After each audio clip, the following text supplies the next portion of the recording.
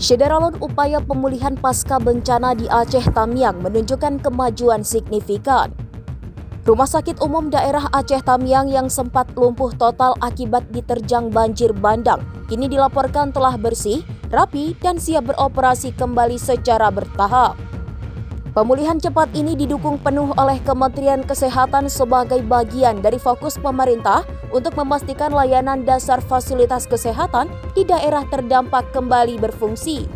Sejak 4 Desember 2025, puluhan prajurit TNI dari Kodim 0117 Aceh Tamiang dikerahkan untuk membuka akses dan membersihkan rumah sakit. Sebanyak 80 prajurit dibantu mobil pemadam kebakaran mensterilkan area utama, termasuk IGD yang sebelumnya terendam. Lantai, dinding, dan peralatan kesehatan telah dibersihkan dan diselamatkan. Untuk menopang operasional RSUD kini ditopang genset 66.000 watt yang berfungsi penuh dengan cadangan 100.000 watt disiagakan. Tim teknis Kemenkes turut memastikan alat kesehatan siap pakai. Namun kontras dengan fasilitas medis, kondisi permukiman warga setempat masih memprihatinkan.